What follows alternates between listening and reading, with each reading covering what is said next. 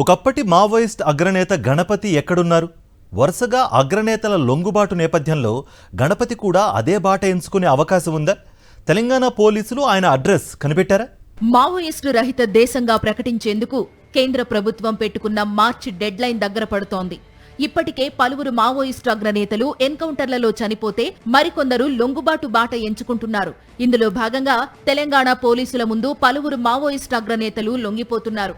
తాజాగా తిప్పిరి తిరుపతి అలియాస్ దేవ్జీ, మల్లా రాజిరెడ్డి అలియాస్ సంగ్రామ్, బడే చొక్కారావు అలియాస్ దామోదర్లు తెలంగాణ డీజీపీ ముందు లొంగిపోయారు. దీంతో ఇప్పుడు మావోయిస్టు అగ్రనేత గణపతి ఎక్కడా అన్న చర్చ మొదలైంది.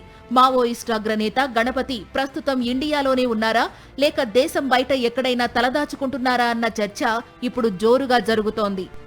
మావోయిస్టు అగ్రనేతల లొంగుబాటుతో ముప్పాల లక్ష్మణరావు అలియాస్ గణపతిపై తెలంగాణ పోలీసులు ఫోకస్ పెట్టినట్టు తెలుస్తోంది. గణపతి అడవుల్లో లేరని, పట్టణ ప్రాంతంలో ఉన్నారని తెలంగాణ పోలీసులు ఒక అంచనాకు వచ్చినట్టు సమాచారం. గణపతి నేపాల్లో ఉన్నారని భావిస్తున్న తెలంగాణ పోలీసులు ఆయన లొంగుబాటు కోసం తీవ్రంగా ప్రయత్నిస్తున్నట్టు తెలుస్తోంది. 2004 నుంచి 2018 వరకు మావోయిస్టు పార్టీ జనరల్ సెక్రటరీగా ఉన్న గణపతి అనారోగ్యం కారణంగా ఆ పదవి నుంచి తప్పుకున్నారు.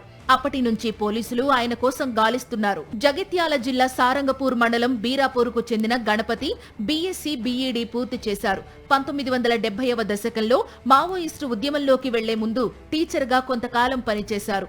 మావోయిస్టులకు సిద్ధాంతకర్తగా ఉండడంతో పాటు మద్దతు కూడగట్టేందుకు వివిధ ఫ్రంటల్ ఆర్గనైజేషన్లతో సంబంధాలు నిర్వహించేవారు గణపతి. ప్రస్తుతం మావోయిస్టు ఉద్యమం చివరి దశకు చేరుకుందన్న వాదనల నేపథ్యంలో ఒకప్పటి అగ్రనేత గణపతిపై ప్రభుత్వం ఫోకస్ పెట్టిందని అంటున్నారు.